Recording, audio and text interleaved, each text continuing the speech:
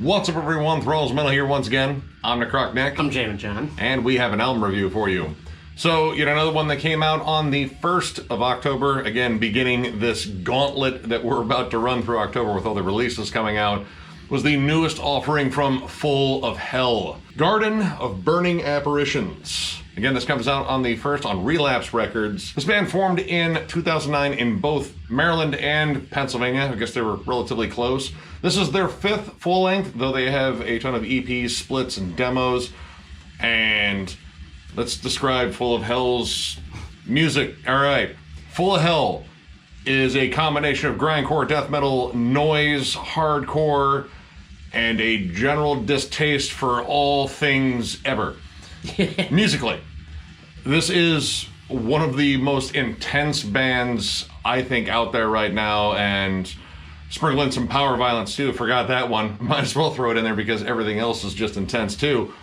Yeah, this is just some caustic, nasty, grindy, it's so many adjectives to describe this, and they're all brutal and possibly not descriptive enough until you actually listen to this band. It's just gross sounding, but gross sounding in a good way. Yeah. Kind of. I mean, if you're a fan of stuff like Nails, Yep. or Cephalic Carnage, Bird Flesh, Pig Destroyer, you're going to find some stuff that seems familiar on here, but this is done to a very extreme level. Opening track, Guiding Blight, opens up with a deep breath and then bam, we are grinding. Yep. Immediately violent. Just immediately. Blah. There's nothing pretty about this ever. The riffs are distant, angular, ugly, and the production here is just wall-to-wall noise, distance, and it's just very full too. Like there's no escaping it. I kind of like the fact that it's a very dense production. Everything's at a very particular level. Like the vocals are kind of buried, but you can definitely hear them, but they're also like kind of muffled in terms of like the higher screams. But I think that makes it more horrifying too. The fact that they are behind the music, so to speak. Because when he screams, it cuts through. Yeah, imagine an entire hardcore band died in an old asylum and they haunt it, and this is the EVP they pick up on the ghost hunting shows that are complete bullshit.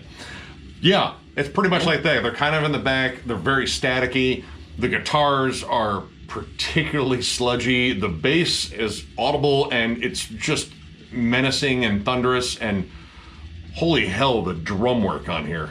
My God, it's something else. The drums also kind of sit a little behind the mix too. Like I think the guitars and I think just the atmosphere itself, because it's a lot of static and feedback too. But the fact that the drums sit behind a little bit more, that guy is cooking. Frantic, but very technical. It was something I kind of noticed on here is it's not just, focused on pure anger, much like grindcore, you kind of simplify it with more punky stuff. Granted, that stuff's on here, but there's a lot of technical flair on here. Asphyxian Blessing and, well, technically the title track, Burning Apparition, both show off a lot of really cool technical parts, especially Burning Apparition with its start-stop sort of riffing. It kind of alternates between this weird little syncopated chug of a breakdown and then frantic blast beats with weird ascending and descending, just crawling riffs. And it's all done in like a minute and a half, 2 minutes. They pack a lot of stuff in here.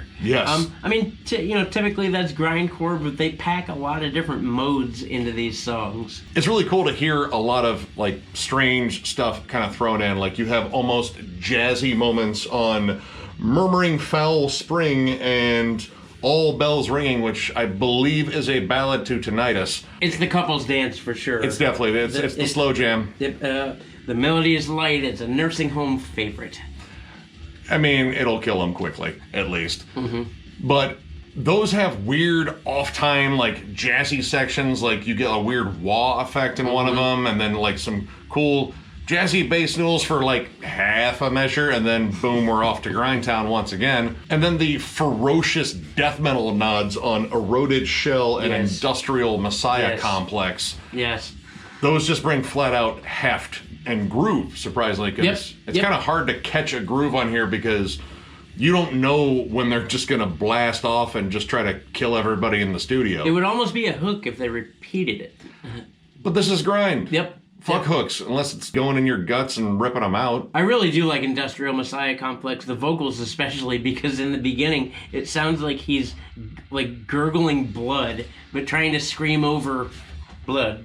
It's gross. And Eroded Shell like just brings the flat out death metal vocals. Like you get like periods of like, you know, the low death metal growls, you know, kind of used as like an accent, especially in Guiding Blight. But this one, they come right to the front. And the riffs are definitely more death metal centric. Like there's just a pronounced chug to them. There's actually a tremolo riff in there for, you know, just a second. Industrial Messiah Complex actually has a tremolo riff, but it's also a weird effect with the vocals. And I think the guitars with a weird delay thing. So you get this, like, and it just echoes through, which goes with the atmosphere on this. But the atmosphere is caustic. Like, this album doesn't like you. This album doesn't like anything, ever. No, it doesn't. It just feels angry, but, like, unsettling. Like, this isn't just, like, some pissed off dude, like, oh, give this guy some room. He's having a bad day. Like, this is the guy, like, I don't know what's going to happen with him. He may just burn down a building with a bunch of people trapped inside.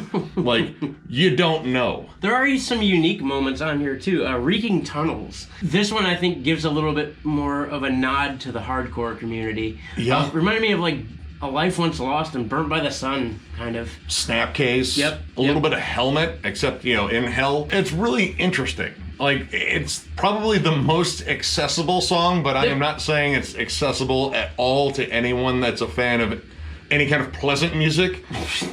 But it has, like, a really cool hook to it. It has this cool off-time groove. It's probably the most groove-centric song on here. Like, there are definitely pockets of breakdowns on here. Asphyxian Blessing has a really cool breakdown, and the end of Celestial Hierarch is just this doomy, dissonant, ugly, disturbing breakdown too. But actually, that one reminds me more of like stoner jams almost. That's like Mastodon is playing the melodies Mastodon had a rough day. Yeah, they had a real rough day. But yeah, Reeking Tunnels though is probably one I would say is just very different on here, just in terms of the feel.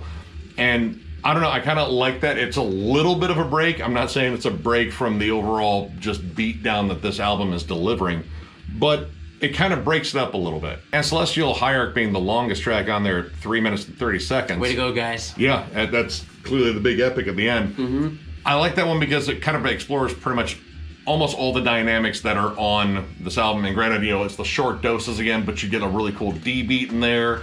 And the nasty breakdown at the end of the song is just flat out one of the heaviest moments on this entire album, which is loaded with heavy moments. And then it ends with this like squealy feedback thing, and I swear to you, we were playing it with the screen door open to the deck, and one of the dogs in the neighborhood started barking. Apparently hell has cicadas, and apparently all cicadas die and go to hell. And I'm okay with them, they're noisy bastards. But they sound worse in hell. Like, this is just ear-bleeding noise, and it continues long on after the song is actually faded out. I've never been to hell. I mean, I'm pretty sure I'm going, but I've never been to hell, so I can't really tell you, but... Hold me a seat. Yeah. Well, you definitely have a seat saved. And this kind of curtails into an issue that we have with this album in terms of atmosphere. Sometimes there's a bit too much, and when I'm talking about atmosphere, I'm talking about ear-bleeding fucking noise. Because noise is part of their thing, you know, just noise bands. And they saved 2 tracks on here, Derelict Satellite and Non-Atomism, that are just pretty much pure noise. There's no music going on. It just sounds like a dude who tossed himself into a vat of molten steel and then screamed as it... They just held the mic. Yeah. Like, all right, tell us what you're feeling, sir. Yep. Ah! Honestly, like, with all the noise in the background, it sounded like a fucking cement mixer full of empty paint cans and some dude screaming into it with a bullhorn. Or they stuffed a dude into one of those paint cans. Or they stuffed him into like one of those car crushers at a junkyard and was like, all right, sir, tell me what you're experiencing now as we turn on the machine and fold all the metal into your body. It's just noise. Now, I know it's great for effect. I know it's great for like the ambience and, you know, for the band's overall sort of sound. Yeah, it definitely adds to the chaos and just the overwhelming, again, that explosive feel. It just Why not? Oppressive as hell. Why not add a track with some dude screaming at a construction site? Well, they double down with non-atomism, which sounds like someone's drum demo played through a walkie-talkie as someone screams through that walkie-talkie. It's just a bit much. I think the fact that Derelict Satellite is over 3 minutes, so if it was a minute, maybe I would probably give it more of a pass, but 3 minutes of that is tough. Well, or maybe not put 2 tracks with roughly the same sort of feel to it, because non-atomism is just a shorter version of Derelict Satellite. I think you could argue non-atomism is a bit more musical because there are drums. There are drums, but they were sent to the studio, recorded through a walkie-talkie, and they used a cheese grater over the mics while he played too. So yeah, it's just a bit much, and at that point, I just wanted to get to the next bludgeoning beatdown, which of course they delivered. Comes really soon. Yep. But overall, man. This album's an experience. It's just a little bit over 20 minutes, but it is 20 minutes of some of the most insane shit out there. Or if you're a Full of Hell fan, this is a Full of Hell album. I know what they do. This is actually the first one I've ever actually picked up. I've jammed individual tracks on other albums before. Yep, me too. And been meaning to get some stuff just because I really dig their uncompromising approach to music. It's pretty much the extremes of everything musical out there. This is sonic fucking torment, and I dig it for the most part. Me too. Which says a lot about me, I think. Right, which is messed up. All the albums I've jammed now, if this is what it comes to, where I just need a full-on assault of murk, and so be it. So overall, I'm gonna give this 3.5 stars. I like this for the most part. I don't like all the noisy aspects, but I do like how noise is incorporated in the actual songs. I think that adds a whole other level of just pure ugliness, and I think that is exactly what this band is doing. They don't want anything pretty on here. The hooks on here are minimal, but they're there, and it's just enough to break it up, but I just like the flat-out assault on the senses that this whole album is. Yep. Absolutely brutal from front to back. If you're a fan of grindcore, death metal, if you're a fan of extreme everything, check this album out. I imagine the live show's twice as intense and possibly life-threatening, but I'm gonna check it out.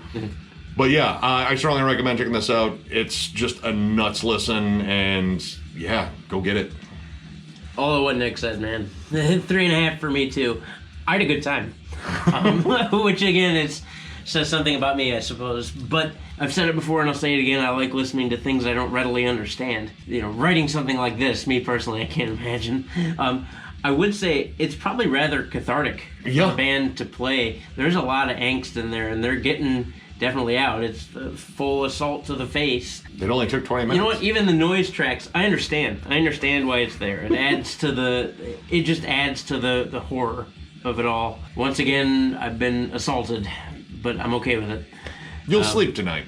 Yeah. Unlike Portal. Well, I won't. I work nights now, so I won't sleep tonight. I'll sleep tomorrow morning, though. There you go. When the sun is out. It'll be nice.